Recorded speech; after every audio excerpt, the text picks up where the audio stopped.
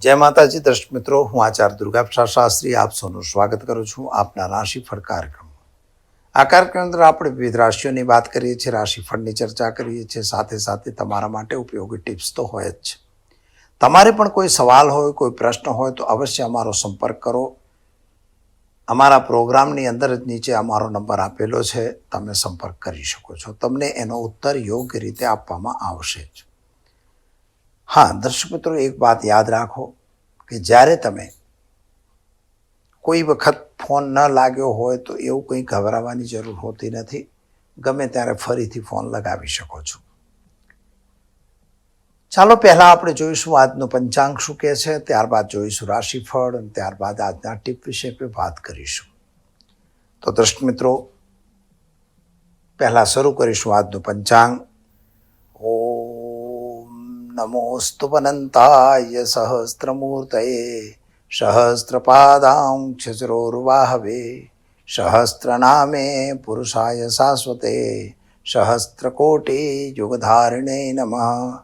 ભગવાનના ચરણોમાં વંદન કરી જોઈએ આપણે આજનું પંચાંગ.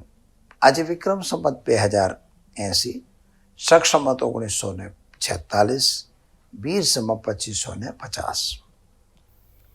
ચૈત્ર કૃષ્ણ પક્ષની આજે ચતુર્થી તિથિ છે, જે 8:20 સુધી છે.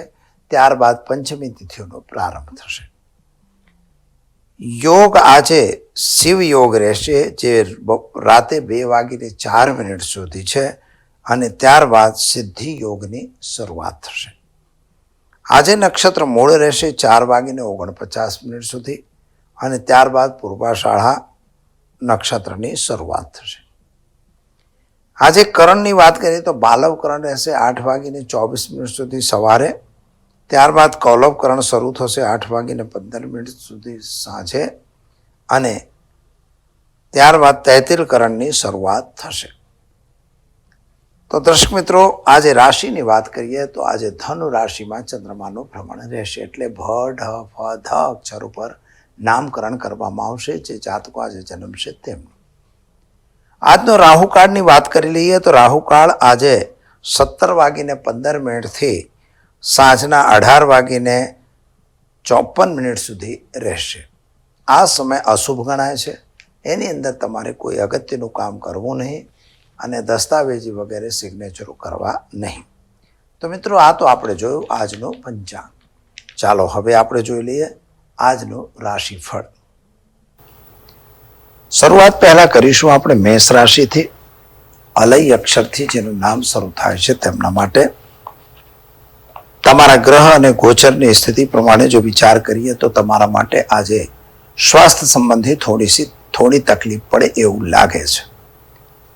શરદી સળેખમ થઈ શકે છે અથવા નાની મોટી બીમારી આવી શકે છે. શારીરિક વ્યાધિમાં થોડો વધારો થશે.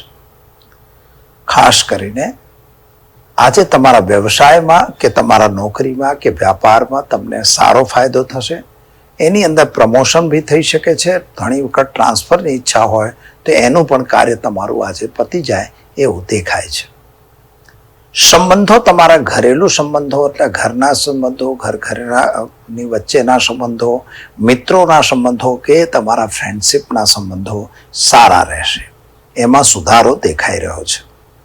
ખાસ કરીને વિદ્યાર્થીઓ માટે કોઈ વિદેશ જવું હોય તો વિદેશ યાત્રાનો યોગ છે અને વિદ્યાર્થી માટે સમય સારો અને અનુકૂળ દેખાય છે.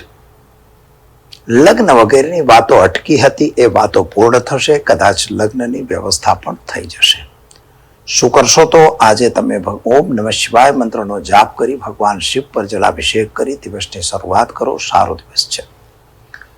વૃષભ રાશિની વાત કરીએ મિત્રો કે વૃષભ રાશિ એટલે બહુ અક્ષરથી જેનું નામ શરૂ થાય છે તેમના માટે તમારા માટે પ્રેમ સંબંધોમાં સફળતા તો મળી રહી છે અને ખાસ કરીને માતાના સ્વાસ્થ્યને લઈને થોડી ચિંતા દેખાતી હોય એવું લાગે છે. વિદ્યાર્થીઓ માટે વિદેશ યાત્રા વગેરેના કાર્યોમાં થોડી સફળતા પણ મળી રહી છે, થોડી નિષ્ફળતા પણ મળતી હોય એમ દેખાય છે.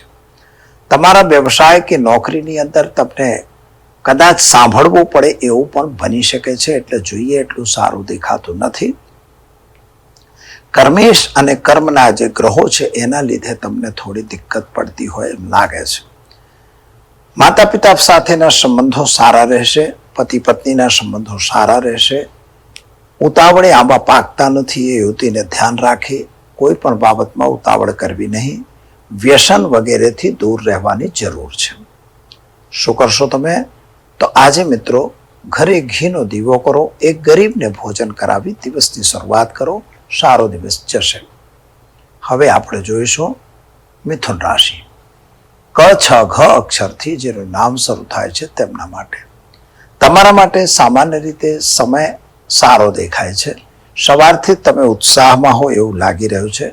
કેટલાક જે કાર્યો તમારા બગડી ગયા હતા એ કાર્યો હવે સુધરી જતા હોય એમ લાગે છે.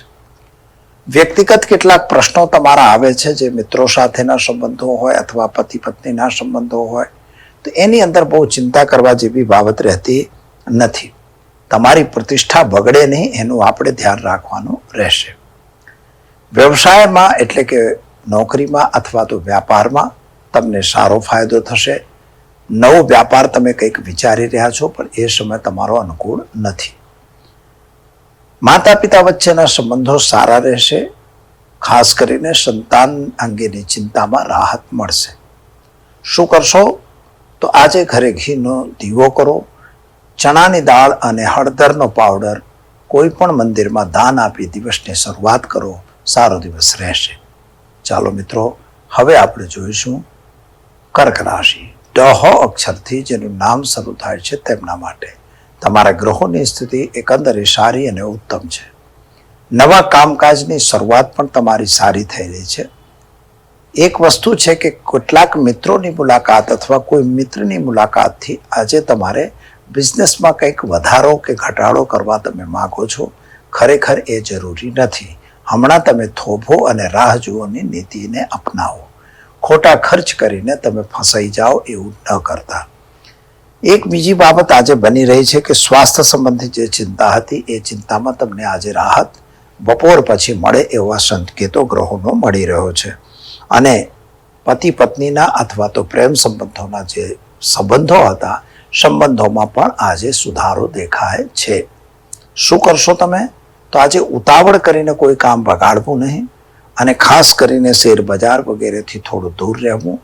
અને તમારે ખાસ કરીને આજે ઓમ નમઃ શિવાય મંત્રનો જાપ કરી એ ગરીબને ભોજન જરૂર આપવું. આ કામ કરવાથી તમને દિવસ સારો રહેશે. ચાલો મિત્રો, હવે જોઈશું આપણે સિંહ રાશિ. મટ અક્ષરથી જેનું નામ શરૂ થાય છે તેમના માટે. તમારા ગ્રહો પ્રમાણે જો જોઈએ તો તમે આજે માનસિક ચિંતા, ટેન્શનમાં દેખાઓ છો. સવારથી જ તમે પોતાના વ્યક્તિગત એટલે કે તમારા સંબંધો કદાચ બગડી શકે છે. પોતાની માન પ્રતિષ્ઠાને ધ્યાનમાં રાખીને કામ કરવાનું રહેશે. કોઈ આક્ષેપ કે પ્રત્યાક્ષેપ આવે છે તો એનો તમે પ્રત્યુત્તર સારો આપવાનું છે. ખોટા ક્રોધમાં આવી જઈ કોઈ કામ બગાડવાનું નથી. માતાનું સ્વાસ્થ્ય સારું દેખાય છે, પરંતુ સંતાન અંગેની થોડી ચિંતા તમને સતાવી રહી છે. પૈસાની લેવડ દેવડથી મિત્રો દૂર રહેવું. અને ખાસ કરીને તમારે આજે ઘરે એક ઘીનો દીવો કરો. ઓમ નમો ભગવતે વાસુદેવાય મંત્રનો જાપ કરી ચણાની દાળનું દાન વિષ્ણુ મંદિરમાં આપી દિવસની શરૂઆત કરો. સારો દિવસ જશે. ચાલો મિત્રો, હવે જોઈએ આપણે કન્યા રાશિ. પઠણ અક્ષરથી જેનું નામ શરૂ થાય છે તેમના માટે. તમારા માટે ગ્રહોની સ્થિતિ સામાન્ય રૂપથી સારી અને સુંદર દેખાય છે. સ્વાસ્થ્ય એકંદરે તમારું સુધારા તરફી છે અને સારું છે.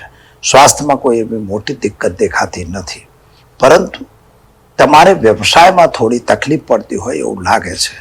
એટલે નોકરીની અંદર તો સફળતા સારી દેખાય છે, પરંતુ વ્યાપારમાં થોડી દિક્કત પડે અથવા તકલીફ પડે એવા સંકેતો ગ્રહોનો મળી રહ્યો છે. અને ખાસ કરીને મિત્રો, સંબંધો તમારા વ્યાપારીઓના વ્યાપારિક સંબંધોમાં અથવા તો તમારા ઘરેલું સંબંધોમાં, તમારા પરિવારના સંબંધોમાં થોડી તકલીફ પડતી હોય એવું લાગે છે.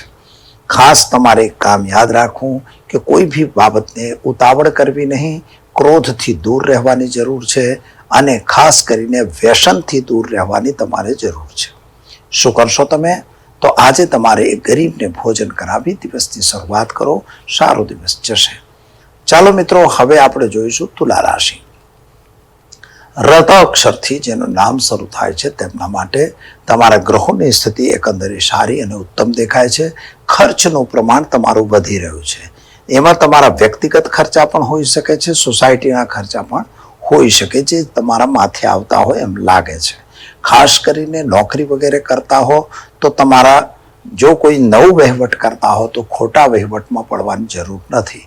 કોઈ તમને લાલચ આપીને ખોટા ઇન્વેસ્ટમેન્ટ કરાવશે ત્યાં તમારે જવાની જરૂર નથી.